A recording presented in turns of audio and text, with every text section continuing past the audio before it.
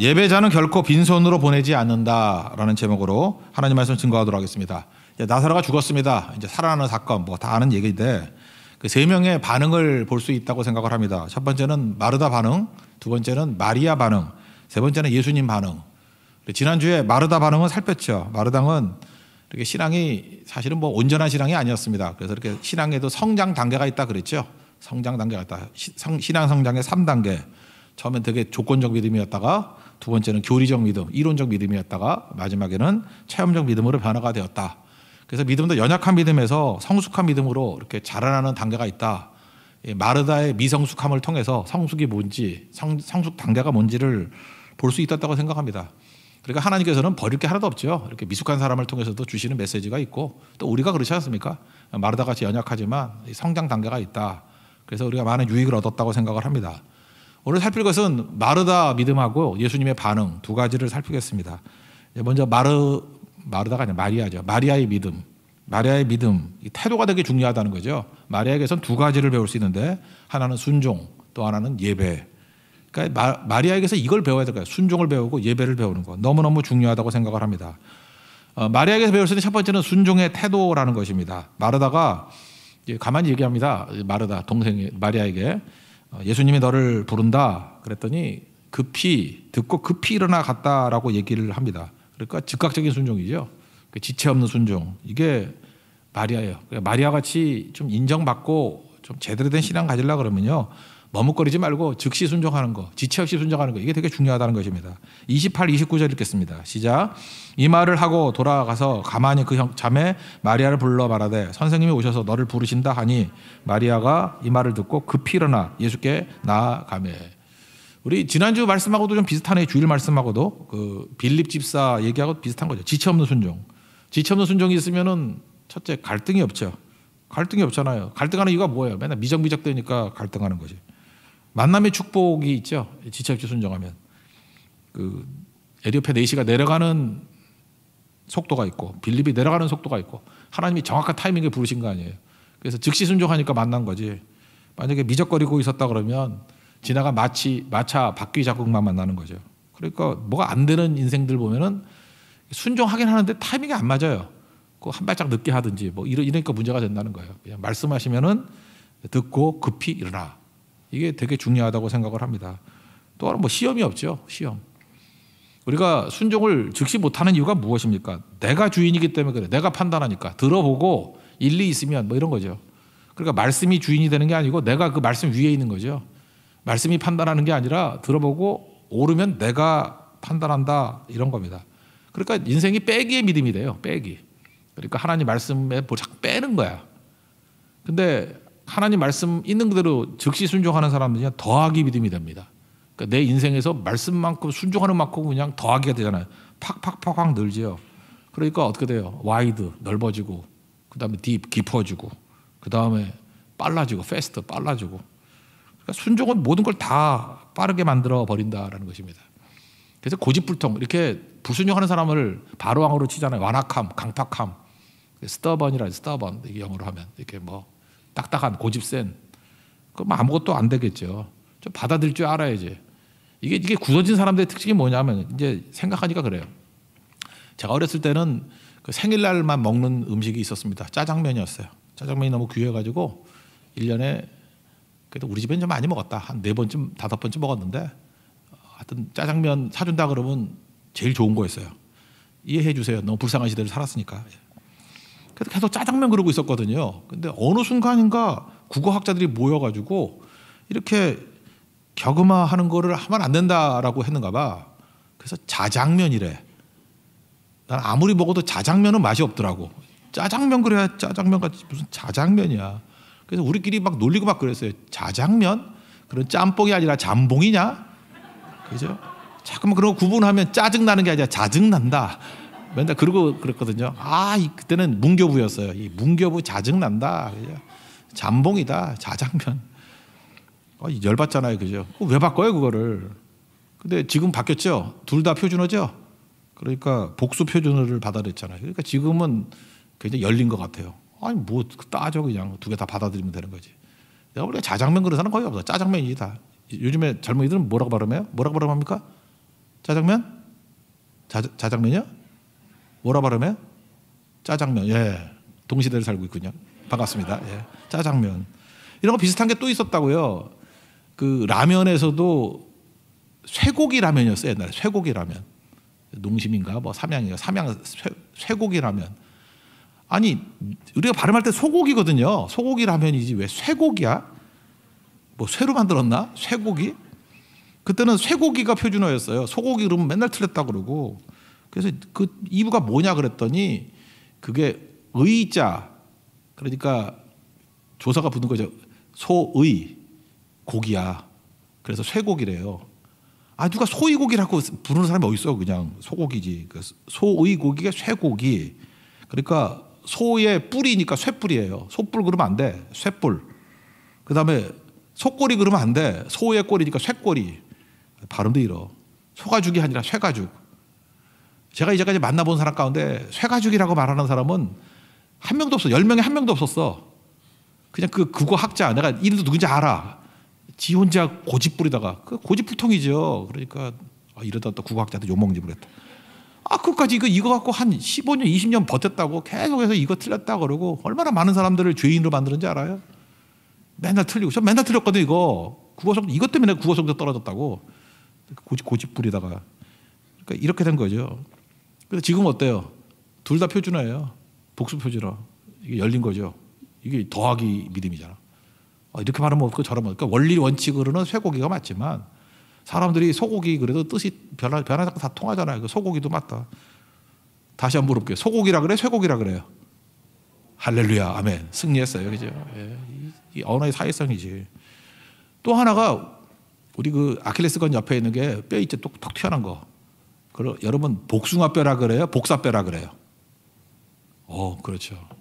원래는 우리 한국 고유어래요. 이게 복사뼈가 맞대요. 복사뼈가 왔는데 이제 어리석은 백성들이 우리 같이 어리석은 백성들이 모양이 복숭아 같잖아. 그리고 복사하고 비림 비슷해가지고 어떤 무식한 사람이 틀렸을 거야. 그죠? 복사뼈를 복숭아뼈라 그랬을 거야. 그게 다 퍼져가지고 모양이 복숭아뼈 같이 생겼다고. 그래서 복숭아뼈라고 부르는데 내가 이제까지 물어보니까 의사들 빼놓고 의사는 영어로 말하대. 의사 빼놓고 다 복숭아뼈야. 복사뼈라 그러는 사람 있어요? 혹시 있으면 손 들어봐요. 촌놈이지. 서울 사람 다 복숭아뼈라 그랬어. 그죠? 그래서 둘 다 표준어예요. 둘 다 표준어. 그러니까 인생이 어떤 인생을 살아야 되는지 알겠죠. 그러니까 자기 고집불통이 돼가지고 끝까지 외치는 거예요. 그죠? 자장면이라고 외치는 사람들. 아주 꼴도 보기 싫어. 그죠? 쇠고기라고 외치는 사람 없지만 거의 복사뼈라고 잘난 척하는 사람들. 우리 같은 서민들은 다 복숭아뼈 그러고요. 또 소고기 먹고 살고 있고요. 그 다음에 짜장면 먹으면서 기뻐하고 있다고. 그죠? 이게 바로 넓어지는 거죠. 그러니까 하나님 말씀 앞에 순종한다는 게 내 고집 꺾어야 돼요. 나만이 옳다는 거 꺾어버리고. 그리고 내가 사는 방식과 하나님 말씀이 순종으로 받아들여야죠. 그럼 얼마나 커지는 인생을 살겠어요. 교회가 이런 거 갖고 얼마나 많이 싸우는지 아십니까? 뭐 본당에서 기타를 치면 안 된다. 어렸을 때 그랬어요. 그다음 드럼 치면 안 된다. 안 된다고 하는 사람도 보니까 다 하고 있어요 지금. 그게 뭐 죽고 살 문제예요, 그거? 그런 거 아니죠. 그러니까 뭐 싸울 이유도 없는 것 같고 그냥 싸우고 그냥 하나님 찬미하면 되는 거지. 그래서 어떤 분은 그런 얘기 하더라고. 그 음악 전공한 사람들도 그래요. 이게 뭐 화성이 하나님 앞에 영광 돌리는 화성이 아니라고. 그런 게 어디 있어요. 저는 그 누구죠? 시카고에 있던 그 목사 이름 잊어버렸네. 하여튼 그 목사님 말씀하시기를 기독교 음악은 없다. 기독교 가사가 있을 뿐이다. 난 그게 제일 중요하다고 생각해요. 기독교 음악이 어디 있어요. 멜로디나 아무거나 하든 간에 거기에 기독교 가사가 들어가면 되는 거지. 그죠? 나 같은 죄인 살리신 그것도 원래 그것도 그렇고 뭐 올드랭 사인 뭐 그런 것들 다 스코틀랜드에 있던 뭐 술집에서 많이 부르던 멜로디였다며 그런 거에 우리 기독교 가사 집어넣으니까 기독교 찬양이 되는 거 아니겠습니까? 그러니까 모든 걸 다 그렇게 해야 된다는 얘기는 아니지만 자기 거를 뭐 고집하다가 받아들이지 못하면 아무것도 안 된다는 거예요. 좀 마르다는 좀 고집이 센 것 같죠. 자기 에고가 강하잖아. 그러니까 맨날 부딪혀. 근데 마르다는 줏대도 없어 보이고 그렇지만 하나님 앞에 순종하잖아. 즉각적인 순종. 하라는 대로 하잖아요. 말씀 듣잖아요. 이게 훨씬 더 중요한 거다. 우리 다 같이 마리아 닮아갑시다. 그죠? 마리아 닮아가는 하나님의 종 되기를 바랍니다. 두 번째는 예배의 태도예요. 순종의 태도. 두 번째는 예배의 태도. 그 32절 보니까 예수님께 와가지고 제일 먼저 발 앞에 엎드렸네. 32절 다 같이 읽겠습니다. 시작.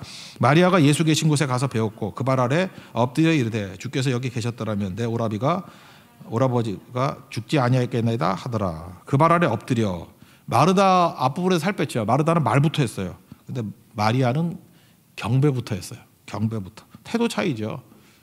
순서가 되게 중요한 거예요. 말부터 하면은 무슨 얘기를 해도 뒷얘기도 별로 안 좋게 여겨지는데 경배부터 하면 뭘 하든 간에 다 강구가 되고 은혜가 되고 뭐 그런 거겠죠.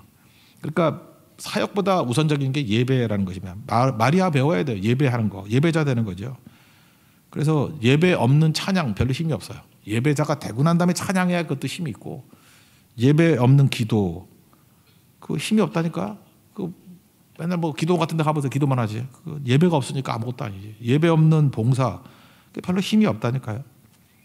보면요. 같은 말을 했어요. 마르다하고. 근데 같은 말을 했는데 좀 뉘앙스가 달라. 그 앞부분 21절 한번 읽어봅시다. 이게 마르다 얘기거든요. 다짜고짜 만나자마자 예수님께 뭐 계셨으면은 오빠 안 죽었다 그렇게 얘기해요. 21절 한번 읽어보세요. 시작. 마르다가 예수께 여짜오되 주께서 여기 계셨더라면 내 오라비가 죽지 아니하였겠나이다. 예수님 보자마자 인사도 안 하고 예수님 안녕 그것도 안 하고 예수님 보자마자 예수님 없었으니까 죽었지 그런 거예요. 그러니까 뭐예요? 투정하고 원망하고 삿대질하고 좀 그래 보이지 않아요? 나 같아도 기분 나쁘겠다. 내가 신방을 딱 가는데 가자마자 문 딱 열더니 목사님이 늦게 와가지고 우리 엄마 죽었잖아. 그럼 내가 뭐라 그래? 그 다음부터 하는 이게 다 욕이지. 그죠? 그렇지 않아요. 그 원망하려고 작정한 거 아니야. 그러니까 마르다가 그래요. 근데 똑같은 말을 했는데 마리아는 어떻습니까? 엎드려 경배하고. 이게 예배잖아요. 예배하고 난 다음에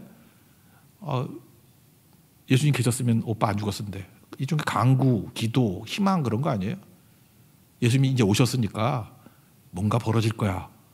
똑같은 얘기도 다르잖아요. 뉘앙스를 한번 보세요. 32절 다시 한번 읽겠습니다. 시작. 마리아가 예수 계신 곳에 가서 배웠고 그 발 아래 엎드리며 이르되 주께서 여기 계셨더라면 내 오라비가 죽지 아니하였겠나이다 하더라. 차이가 있죠. 이게 뉘앙스 못 느껴요? 그러니까 우리 삶에 있는 모든 똑같은 말도요. 예배 드리고 난 다음에 하면은 다 은혜가 돼. 예배 드리고 난 다음에 하면은 다 가치가 있어지고 높아지고 그렇게 되는 거라고. 그 예배가 중요하다고요. 그 예배 없이 하면은 다 내일이야. 사업을 해도요. 예배 드리고 난 다음에 사업을 하면 이건 주님의 사업이잖아. 그렇죠? 주님이 도와주셔도 된 거 아니에요. 예배도 없이 그냥 죽어라 뛰기만 하면 뭐예요? 내가 한 거 아니야.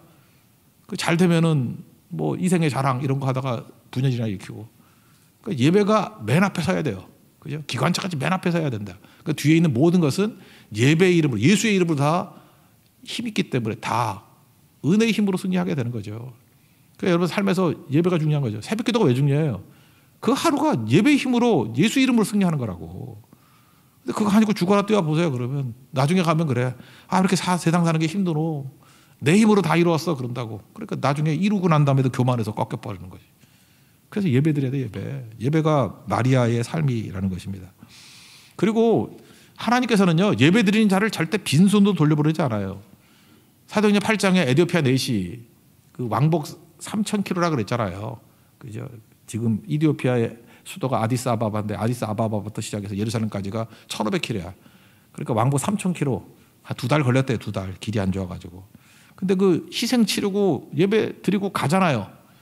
사실은 뭐 빈손이잖아. 빈손으로 가는데 우리 이렇게 생각할 수 있죠. 하나님께서 그 예배 드린 사람을 빈손으로 안 보내려고 사마리아에서 사역 잘하고 있는 빌립을 뽑아가지고 이유도 설명하지 않고 남쪽 광야로 가라.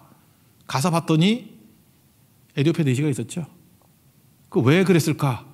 이제 에티오피아 내시를 중심으로 본다 그러면 하나님께서는 예배 드리고 빈손으로 가는 거를 못 보겠는 거예요. 그래서 사역 잘하고 있는 사람을 뽑아다가 만나서 말씀 증거하고 세례 줘. 그거죠. 그렇다 그러면 이제 이런 시각으로 보면 또 달라지는 거죠. 하나님께서는 예배하는 자를 너무너무 기뻐하시고 요한복음 4장 표현을 하면 예배하는 자를 찾으시는 거죠. 찾잖아 지금. 찾아와가지고 그저 먼 길 와가지고 은혜 부어 줘버리고 능력 부어주고 그러고 가시잖아요. 그러니까 우리 인생이 예배자가 되면 어떤 일이 벌어져요? 은혜가 떠나질 않아요. 하나님의 도우심이 떠나지가 않는다고. 항상 승리한다고. 채워주신다고요. 맨날 왜 빈손이에요? 예배 없으니까 빈손이지. 죽어라 일하고 난 다음에 빈손이지. 그러나 예배 드리면 주님께서는 절대로 빈손으로 우리를 보내지 않는다. 그래서 예배 다음에는 하나님의 은혜의 단비가 있어요. 제가 이번 그 장례식 설교 때 했던 내용인데 우리 사모가 재밌는가 봐. 한 번 더 해달라 그러더라고. 그 저는 목회 이렇게 일정을 짤 때 뭐 12월 말 이렇게 짜지 않고 주로 보면은 음력으로 24절기를 따라서 짤 때가 되게 많아요. 특별히 한 해의 시작은 이제 부활절을 중심으로 짜는 게 되게 중요한 것 같아요. 부활절이 대충 4월쯤에 있잖아요. 그러면 우리 음력으로 칠 때 청명이라는 날이 있어요. 청명. 24절기 가운데 청명. 24절기니까 15일 단위로 끊어지죠. 청명이 금년엔 4월 5일이고 대충 4월 식목일 근처가 청명이야. 청명하고 식목일하고 하루 이틀 차이밖에 안 나. 내가 매년 보니까 청명이 식목일일 때도 있고 어떤 때는 앞에 가봐야 한 이틀, 뒤에 가봐야 한 이틀 이 정도예요. 그러니까 식목일을 근처로 청명이라고 있다. 청명이 뭐냐? 말 그대로요. 하늘이 맑다죠. 청명, 하늘이 맑다. 하늘이 맑으니까 무슨 뜻이에요? 그때 밭가리를 하고 씨를 뿌린다고. 그 청명 때 맑으면은 농사가 잘 된대. 왜? 밭 갈고 씨 뿌릴 때니까. 씨 뿌릴 때. 그러니까 되게 좋은 거죠. 저는 이걸 영적으로 생각할 때 청명은 말씀을 뿌릴 때야. 말씀의 씨앗들. 그죠? 밭 갈고 말씀의 씨앗을 뿌릴 때. 그래서 저는 이게 청명 근처가 됐을 때 이 말씀에 막 폭포수 같은 은혜를 부어주는 게 되게 중요하다고 생각을 해요. 이게 일종의 말씀 듣는 거 예배죠. 그러면 청명 다음에 오는 게 뭐냐? 4월 5일이었으니까 금년에 4월 20일이에요. 오늘이 13일인가 그렇죠? 이제 7일 있다가 고구라고 해요. 고구. 고구는 곡식할 때 곡자고 우는 비우자예요. 그러니까 뭐예요 이건? 농사비예요. 농사비. 청명에 씨 뿌리고 난 다음에 15일 있다가 고구라 그래가지고 농사비를 주신다고. 그러니까 4월 20일에 주시는 게 농사비가 아니라 그 이전에 오는 모든 비를 다 고구라 그래요. 고구 때까지 오는 비. 농사에 엄청 좋은 거예요. 오늘 아침에 비 왔죠? 금년에 풍년일 거야. 분명 믿어요. 왜 그래요? 이 고구 전에 비가 오면 이거는 진짜 기가 막힌 비예요. 이거 은혜의 단비야. 이거 생명을 살리는 비라고. 청명 다음에 은혜의 단비가 된다고. 그래서 금년에는 제가 볼 때 풍년이 된다. 저는 맨날 이거 갖고 따졌는데 거의 틀리지 않아요. 굉장히 잘 맞아 떨어지더라고. 풍년이 온다고. 나는 음력에서 이 말하는 게 너무 중요한 거라고 생각해요. 청명을 일종의 예배로 볼 수 있죠. 하나님의 말씀 듣는 예배를 드리면 하나님 가만 안 있고 하늘이 응답해요. 고구라고 고구. 그죠? 이게 하늘의 곡식을 위한 농사비를 주신다고. 그러니까 풍년이 되는 거죠. 말씀 없이 비만 내리면 뭐예요? 뭐 아무것도 아니지. 뭐 쓸데없는 비지. 그렇지만 말씀이 자라게 만드는 힘이 고구에 있다니까 고구. 그래서 저는 차도 제가 옛날에 그 장흥 선교, 뭐 보성 선교 이런 데 많이 갔거든요. 그러다 보니까 그 보성에 가면 차밭 있잖아요. 차밭에 가가지고 거기 계신 그 아저씨한테 내가 수없이 많이 들었어요. 전도하다가 들은 거야. 나도 전도를 하니까 자기 말도 들어야 되잖아. 듣기도 하고. 근데 그 아저씨 때문에 내가 굉장히 많은 그 녹차에 관한 설명을 많이 들었는데 이런 거예요. 고구 전에 따는 찻잎이 있어요. 고구 전에 따는 찻잎. 그걸 우전이라 그래. 고구 전차. 우전. 그게 제일 비싸요. 첫 번째 따는 차기 때문에. 그걸 먹으면 떨떠름함 먹고 되게 맛있대. 그러면서 저한테 우전차 하나 주면서 되게 생색내고 막 그랬는데 나중에 보니까 1,000원도 안 나는 거야. 근데 그거 갖고 난리치던데. 다른 차에 비해서 좀 비싸요. 우전차라고. 여러분들도 그런 가치 좀 느꼈으면 좋겠어요. 적어도 우리 크리 찾아면 좀 멋이 있어야지. 그죠? 그래서 부활절 전에는 우전차 이런 거 하나 마시면서 성도들이 교제를 나누고 얼마나 멋있어. 멋없어요? 맨날 그 이상한 차만 마시지 말고. 그죠? 그러면서 설명을 해주라고. 이게 은혜의 단비가 내릴 때 딴 그런 차다. 이게 우전차다. 그러면서 하나님의 성령의 은혜의 단비 이런 걸 생각하면 참 유익하지 않겠습니까? 하나님께서 꼭 그렇게 일하신다는 거예요. 제가 지금 마리아 설명하는 거예요. 마리아가 이렇게 경배하는 자세를 가지니까 하나님께서 반드시 은혜를 부어주시죠. 에디오피아 내시가 예배하고 돌아가니까 하나님께서 빈손으로 올려보지 않으니까 반드시 우전차 주시듯이 은혜의 단비를 내주신다. 순서예요. 순서. 영적인 순서와 똑같다라는 것입니다. 항상 여러분들도 예배 잘 드릴 수 있는 우리 믿음의 신실한 종 되기를 바랍니다. 그래서 마리아는 되는 여자죠. 왜 되죠? 순종절하니까 뭐 갈등도 없고 순종하니까 더하기 인생이에요. 더하기 믿음. 날마다 더해지는 거예요. 그리고 예배 드리니까 하나님께 빈손으로 절대 안 보내요. 하나님 어떻게든 은혜의 단비를 부어주셔서 은혜가 넘치는 여인이 돼버렸다는 거예요. 그러니까 마리아 같이 사십시오. 순종을 통해서 더하기 인생. 그 다음에 예배를 통해서 하나님의 은혜의 힘으로 살아갈 수 있는 인생. 최고의 인생이 될 수 있다는 것입니다. 마리아의 축복이 임하는 하나님의 거룩한 종 되기를 축원합니다. 그 다음에 이제 예수님 반응인데 아까 지난주에 마르다 했고 지금 여기 마리아 했고 마리아는 순종과 예배. 그리고 예수님의 반응입니다. 예수님은 이 나사렛의 죽음 앞에서 눈물과 대면하여 이기는 승리, 눈물과 승리. 예수님의 두 가지가 있다는 거예요. 첫 번째는 예수님이 눈물, 우셨습니다. 우셨다. 이게 원문도 그렇고 영어 성경도 그렇고요. 그 성경에서 제일 짧은 구절, 성경 구절 그러면 11장 35절이에요. 요한복음 11장 35절. 근데 우리 한글 성경은 길어. 예수께서 눈물을 흘리시더라. 세 어절이죠. 예수께서 한 어절, 눈물을 두 어절 흘리시더라. 세 어절인데 영어 성경만 해도요. 그 Jesus wept. 그래서 이런 식으로 번역을 했으면 좋겠어요. 원문도 그래요. 딱 두 단어거든. 두 단어인 성경 구절이 딱 여기 하나예요.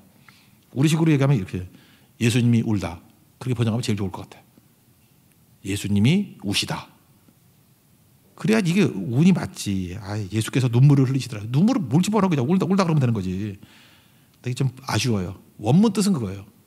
짧은데 굉장히 강력해요. 예수님이 우시다. Jesus wept. 예수님이 우시다. 왜 우셨어요? 사랑하시니까. 예수님이 우셨다 그거예요. 예수님이 사랑했다는 거예요. 나사로 사랑했다. 여러분 진짜 눈물은요. 분해서 우는 거 아니고 힘들어서 우는 거 아니고 사랑해서 우는 거예요. 사랑해서 우는 거. 그래서 교회는 두 가지가 있어야 된다고 그랬죠. 눈물이 있어야 되고 불이 있어야 되고. 저는 이번 부활절에도 하나님 앞에 기도하는 게 뭐예요? 우리 교회 하나님께서 한없는 눈물 주십시오. 그리고 불을 주시옵소서. 성령의 불을. 눈물, 불. 이게 생동감이 있는 살아있는 교회의 특징이에요. 눈물과 불. 여러분 눈물이 있습니까? 불이 있습니까? 그거 있으면 진짜예요. 진짜. 예수님은 우셨다. 사랑했다 그런 거죠. 그래서 예수님 그 초상화 뭐 이런 거 그리는 것들 쭉 있는데 나는 게 눈 부은 예수님 그런 거 그랬으면 좋겠어. 막 눈이 부어가지고 눈이 작아진 내가 작아서 그런지 모르지만 그런 거 좀 그랬다. 그럴 줄 알아야지 그러지. 미술 우리 교회 화가들 좀 있잖아요. 잠깐 화만 내지 말고 화가들이 좀 그런 거 하라고. 예?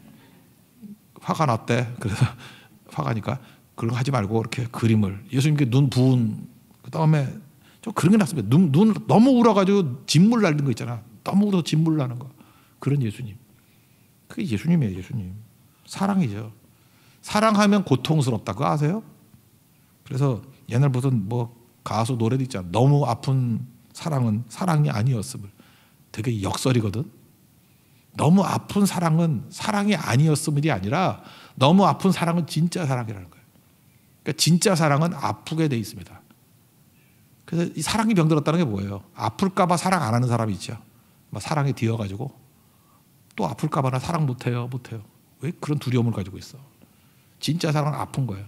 하나 물어볼게요. 여러분 아프십니까? 아픔이 없어요? 아픔을 피해 도망 다니다 보면 여러분들 그 메마른 인생 삽니다. 아픈 거예요. 사랑은 아픈 거라고. 그래서 아파야 돼. 인생이 아픈 거예요. 아픈 거의 이면을 잘 보면은 사랑이거든요. 사랑이거든요. 사랑은 아프다 그럴 때 액센트가 사랑이 있어야 돼요. 아프면 어때? 사랑인데. 사랑이죠. 사랑은 아프다 이렇게 돼야지. 사랑은 아프다 그러면 안 되죠. 아픔 피하려고 하다 보면 사랑도 없는 뭐 인생도 아니죠. 하나님이 사랑이시다. 무슨 뜻이에요? 하나님은 아파하신다는 거예요. 하나님은 우신다. 하나님이 우신다예요. 사랑하는 거거든요. 우리도 마찬가지예요. 하나님께서 우리가 눈물을 주신다. 그게 무슨 얘기예요? 성도가 가져야 될 게 눈물이다. 사랑이라는 거죠. 사랑. 사랑하면 다 아프게 되십니다. 여러분들 자녀들 키워보셨습니까? 자녀들 키우면 사랑하잖아. 자녀 키우면 다 아프지. 아프지 않아요? 저 말고 우리 부모님은 그러더라고. 우리 4년 차이거든요. 우리 막내 동생은 저거 8살 차이에요. 그러니까 제가 고등학교 때 이렇게 안고 다녔어. 딸같이. 그래서 느낌이 8살 차이인데 내 딸 같아. 느낌이 이렇게 안고 다녔거든 계속. 걔는 저는 이렇게 키가 컸는데 걔는 작았어.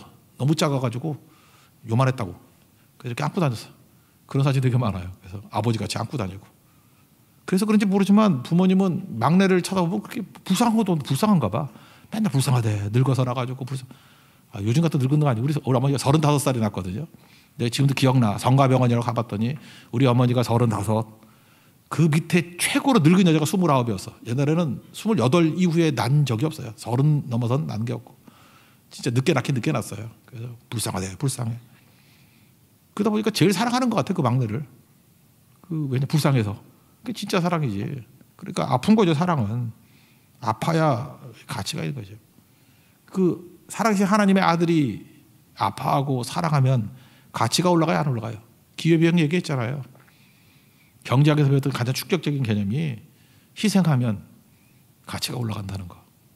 3만 원짜리 성경도 목숨 걸고 성경 들고 있으면 목숨값이라고. 예수님이 우시는 인생이니 얼마나 가치 있는 인생이에요. 그래서 우리 한 사람 한 사람이 어떤 존재, 예수님만한 가치가 있다 했잖아요.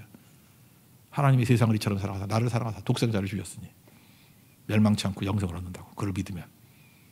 그걸 뭐 가치가 있어요. 우리 예수님만의 가치가 있는 거죠. 그래서 예수님께서 날 위해서 사랑하시고 눈물을 흘리시고 하기 때문에 내가 소중해지는 거예요. 여러분 누굴 놓고 우십니까? 우리 자녀들, 좀 약한 자녀 놓고 많이 울지 않나요? 우리 외갓집이 12이거든요. 남자 아들 4세, 딸 8. 근데 우리 돌아가신 외할머니, 외할아버지 보면 우리 셋째 삼촌이 장애인이에요. 피난 오다가 떨어뜨려가지고 소위 말하는 꼽추죠, 꼽추. 척추 장애. 키도 작고 등이 툭 튀어나오고 외모는 진짜 보기 힘든 그런 모습이에요. 근데 기억난다니까. 우리 외할머니 돌아가기 전에 저한테, 제가 그때 임종 지켜봤던 게 저였어요. 저. 그 삼촌하고 놀러 갔다가, 그래서 제가 있을 때 또 돌아가시네. 그래서 나 부르더라고, 할머니가. 하여튼 목사 되려고 그러는가 봐. 맨날 죽음을 맞이한 게 너무 많아. 딱 2가지 얘기하더라고요. 예수 잘 믿어라. 나한테 그거 하라고. 그 뻔한 소리니까 다 아멘 그랬어요. 아멘.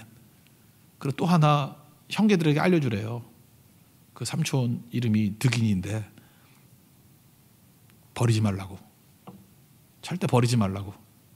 어머니가 그 아들에 대한 마지막 유언이에요. 그 유언. 절대 버리지 말라 그러라고. 근데 또 다 전하고 다녔지. 버리면 죽는다고. 내가 딱 그러고 다녔지. 그죠?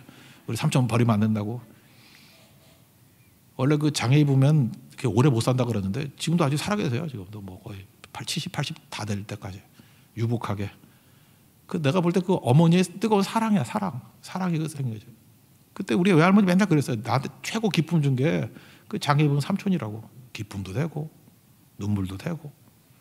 우리 인생 가운데 그래요. 여러분들 제일 아픈 게 아프다고 고통이 아니에요. 그게 내게 가장 큰 위로를 주고 그게 살아있는 거예요. 그거 없어가지고 다 죽고 그러잖아, 사람들. 자살 왜 해요? 그 의미, 가치가 없으니까 내가 누구를 같이 높여준 적 없고 누구의 사랑을 받아보지도 못했으니 가치가 올라가지도 않고. 그 가치라는 게 뭔데? 그게 사랑인데, 그게 우리 살게 만드는 힘이고 그게 행복이거든요. 거기서 얼마나 뜨거움이 있는 건데. 예수님 나서서 사랑하셨어요. 우리 사랑했다고, 우리 붙들어 주셨다고. 이걸 어떻게 놓치고 사냐고. 저는 그래서 성도들, 그래서 뭐 아무 느낌도 없이 그냥 희희낙낙거리고 사는 거 원치 않아요. 여러분 좀 많이 아팠으면 좋겠어요. 많이 아프고 울고. 우리 이번에도 뭐 선교지 갔다가 어떤 분들은 많이 아파갖고 오더라고. 목사님 교인이 하나도 없어요. 다 떠나가 버렸대요. 코로나 때문에. 그래서 되게 아파하고. 그게 사랑 아니에요. 또 그러고 나니까 또 돌아온다 그러더라고. 몇 사람들 돌아오고. 그래서 아픔 이후에도 기쁨도 있고 그러는 거 아니에요? 그게 성도죠. 그게 기쁨이죠. 잊지 말라고. 예수님이 우시면 기적이 나타납니다. 믿습니까? 그래서 나오잖아요. 거기에 우리 스프랑코 니조마이, 예수님이 불쌍히 여겼다 그러면 다 기적이 임했다고. 33절 다 같이 읽겠습니다. 시작. 예수께서 그가 우는 것과 또 함께 온 유대인들이 우는 것을 보시고 심령이 비통하여 여기시고 불쌍히 여기시다. 예수님이 불쌍히 여기면 스프랑코 니조마이, 기적이 나타난다니까요. 그 죽었던 자가 살아나게 되는 거죠. 예수 우시는 거 아니에요. 불쌍히 여기는 거. 예수님이 우리를 불쌍히 여기면 어떤 놀라운 일이 벌어지는 거죠. 그래서 예수님이 우시니까 주변에 있는 그 핍박자들, 그 맹성맹성하는 사람들도 놀라잖아요. 36절 읽겠습니다. 시작. 이에 유대인들이 말하되 보라 그가 얼마나 사랑하는지 하며. 사랑하셨는가? 이거 사투리인가 속된 말인가? 갑자기 겁나 사랑하네 뭐 이런 거예요. 사투리예요? 겁나 어디서 쓰는 건가? 나 모르겠어. 서울에 사람 안 쓰는 말인데. 하여튼 갑자기 그 생각이 나더라고. 사람들이 수근수근하면서 예수님이 겁나 사랑하는가 봐. 그랬다. 겁나 사랑하는가 봐. 그죠? 어떤 분이 나한테 그러더라고요. 존나래. 그건 욕이지 막은. 그거 말고 그때 물어보기를 잘 물어봐야 돼. 이상한 놈한테 물어봐가지고 그런 거는 강대상에 쓰면 안 되고 겁나 정도는 되죠. 겁나 사랑하는가 봐. 그래서 겁나 사랑하는가 봐. 하여튼 질문을 잘해야 돼요. 그죠? 그런 거예요. 예수님 눈물을 흘리시더라. 예수님이 우리를 위해서 우시면요, 우리 끝난 거예요. 무조건 일어납니다. 예수님이 우리를 사랑하시고 우리 위해서 눈물을 흘리시는 거 믿습니까? 그 위로가 있어요. 그죠? 위로가 있고 우리가 일어섬이 있고 부활이 있고 생명이 있다는 것입니다. 예수님 같이 우리도 사랑하고 울 줄 아는 우리 믿음의 종 되기를 축원합니다. 또 한 가지 예수님은 대면했죠. 이거 피하지 않고. 그래서 승리, 이기신 분이에요. 그래서 요한계시록에 보면 7개 나올 때 이기는 자가 말하기를 그러잖아요. 이기는 자. 그게 예수님이에요. 예수님에 대한 별명이 뭔지 알아요? 이기는 자, 이기는 자. 승리하는 자. 승리자가 예수님의 특징이라는 것입니다. 그래서 부딪히죠. 38절 읽겠습니다. 시작. 이에 예수께서 다시 속으로 비통히 여기시며 무덤에 가시니 무덤이 구리라 돌로 막았거늘. 비통히 여겼다. 죽음과 대면하셨죠. 질병과 대면하셨죠. 마귀와 대면하셨죠. 예수님 피하지 않습니다. 그죠? 그리고 부딪히고 여기서 예수님이 죽은 자를 살리시잖아요. 이게 이번 주 부활절 아닙니까? 부활의 능력이죠. 그런데 우리가 할 일과 예수님이 하신 일이 있어요. 예수님이 살리는 일이고 우리가 할 일은 돌 옮기는 거예요. 돌은 우리가 옮기는 거죠. 39절 보세요. 인간이 옮기는 게 돌이에요. 39절 시작. 예수께서 이르시되 돌을 옮겨 놓으라 하시니 그 죽은 자의 누이 마르다가 이르되 주여 죽은 지가 나흘이 되었음에 벌써 냄새가 나나이다. 그 앞부분을 보니까 돌은 인간이 옮기는 거죠. 그러니까 우리가 할 일이 뭐예요? 장애물은 제거해야 된다는 거예요. 장애물이 뭐예요? 의심하는 거, 불신하는 거, 게으른 거 이렇게 장애물이지. 맨날 뭐 깨봤더니 뭐 깜빡해서 새벽에도 못 나왔어요. 맨날 이러는 거고요. 게으름. 뭐 어저께 저녁에 라면을 먹었더니 얼굴이 퉁퉁 부어가지고 깼더니 10시예요. 뭐 이러고 출근하나? 그다음에 맨날 의심하고 불신하고 이러는 거. 이게 장애물이죠. 돌 옮기라 그러면서 동시에 마르다의 불신이 나오잖아. 이게 뭐라고 나와요? 마르다. 하여튼 마르다는요. 그냥 힘이나 다물고 있으면 중간이나 가는데 꼭 말해가지고 꼭 이상한 짓 해요. 그죠? 주여 죽은 지가 나흘이 되었음에 4일이죠. 벌써 냄새가 나나이다. 이게 무슨 뜻이에요? 예수님 말이 돼요? 지금 그 얘기지. 말이 돼요. 의심이죠. 의심. 우리 참 마르다하고 닮았죠. 마리아보다는. 맨날 우리 아멘 하다가도 결정적인 순간에 흔들리고 의심하고 불신하고 항상 이성과 경험으로 돌아가고 그러잖아요. 그때 예수님께서 흔들리는 마르다에게 쐐기를 박아버리죠. 우리 기독교의 인식론. 예수님과의 교제를 통해서 신뢰가 생겼죠. 그러므로 지금까지 나를 이끌었듯이 미래도 경험하지 못한 미래도 주님께서 말씀대로 될 거라는 걸 믿는 거. 그게 기독교적인 인식론이라고 했잖아요. 영생, 우리 경험 못 해봤지만 지금까지 주님 하신 말씀이 다 믿음직한 말씀이었다고. 그래서 내가 경험하지 못한 죽음 이후의 세계도 천국과 지옥이 있고 영생이 있다는 것을 예수님이 말씀하시니까 믿는 거. 그게 기독교 인식론이라니까요. 그러니까 뭐예요? 관계적 신앙이에요. 관계에서 나오는 신뢰. 그게 기독교적 인식론이라니까. 쐐기를 박아버리죠. 40절 다 같이 시작. 예수께서 이르시되 내 말이 내가 믿으면 하나님의 영광을 보리라 하지 아니하였느냐 하시니. 4절에 얘기했잖아요. 이건 죽을 병 아니라 하나님 영광을 위한 병이라고. 믿으면 영광은 나중에 본다고. 믿으면 보리라. 보면 믿는다가 아니라 믿으면 보리라. 이제까지 내가 믿음직하고 너하고 신뢰관계가 생겼지. 그럼 미래 일은 죽고 난 다음 네가 어떻게 알아. 근데 믿으면 본대. 그게 기독교적 인식론이라니까요. 그렇게 깨닫게 되는 거예요. 관계적 믿음이라는 거. 그분이 된다고 하면 되는 거지. 그래서 이 세상에 있을 때 많은 문제에서 주님께서 신뢰를 주려고 응답 주셨잖아요. 자잘한 문제들. 그러니까 여러분들 뭐 죽고 사느니 뭐 배고프다 그러고 뭐 외롭다 그러고 다 응답해 주셨잖아요. 지금까지 먹이시고 입히시고 여기까지 이끌어 오셨잖아요. 만나러 먹이셨잖아요. 그죠? 구름기도가 불기도로 우리 보호해 주셨잖아요. 그런데도 못 믿어? 믿음직하니까 그다음 뭐라 그래? 그냥 요단과 건너면 건너는 거고. 그 경험했던 사람들 신뢰관계. 관계적 신뢰를 가지고 있는 사람들 여리고 돌라 그러니까 여리고도 무너뜨리고 마찬가지로 우리는 어디까지 가요? 천국까지 가는 거죠. 영생까지 가는 거죠. 그래서 마르다 장애물이죠. 이게 자기의 불신과 의심이 장애물이야. 돌 옮기라. 네 마음에 있는 돌부터 옮겨라. 그런 말씀이죠. 그러니까 그 제거되니까 이제 할 일은 뭐예요? 예수님 믿으면 예수님이 다 일으켜 주시는 거죠. 나사를 향해서 나사로야 나오라 그랬죠. 왜 나사로야 나오라 그랬을까요? 그냥 나오라 그러면 다 일어날까 봐. 죽은 놈들이. 그러면 무섭잖아. 막 시체들이 여기 다 나오면은 뭐라 그래 그 좀비들만 나온 것 같잖아. 그러니까 딱 말하자면 나사로야 나와라. 나사로야 나와라. 그거 잊지 말아요. 성경은 예민한 거예요. 그냥 나서래야 나오라. 그랬더니 나왔대요. 그때 이렇게 뭐 이렇게 붕대를 핑king 감자라 거기는. 그래서 나는 그래. 어떻게 걸어 나왔을까? 다리도 묵더라고 그래 보니까 다리도. 통통 튀겨 나왔을 것 같아. 통통. 그랬더니 풀어놓으라. 내 상상이야 상상. 43, 44절 읽겠습니다. 시작. 이 말씀을 하시고 큰 소리로 나사야 나로라 부르시니 죽은 자가 수족을 배로 동인 채로 나오는데 그 얼굴은 수건에 쌓였더라. 예수께서 이르시되 풀어 놓아 다니게 하라 하신지라. 그러니까 이 죽은 자를 살리고 해방시키고 하는 것들은 예수님이 하신 일이라고요. 우리가 할 일이 뭐죠? 예수님이 승리하니까 우리가 할 일은 장애물 되는 거, 의심, 불신 이거 없애버리고 예수님께 흡수되는 거. 내 삶을 깨트립니다. 철저히 주님께 흡수됩니다. 그러면 예수님이 내가 세상을 이겼다 그러잖아요. 예수님 믿으면 세상이 이기는 거예요. 예수님 이름으로 붙어 있으면 함께 가면 승리하게 된다는 것입니다. 그래서 승자는 예수님이다. 예수님께 붙어 있기만 하면 된다. 그래서 제가 누누이 말씀드리잖아요. 그죠? 걷는 놈 위에 뛰는 자가 있고 뛰는 놈 위에 나는 놈이 있고 나는 놈 위에 붙어 다니는 놈이 있다고. 딱 붙어 다니다가 딱 뛰어내리면 제일 빠르잖아. 우리는 다 어떤 사람이에요? 예수님께 붙어 다니는 분들이다.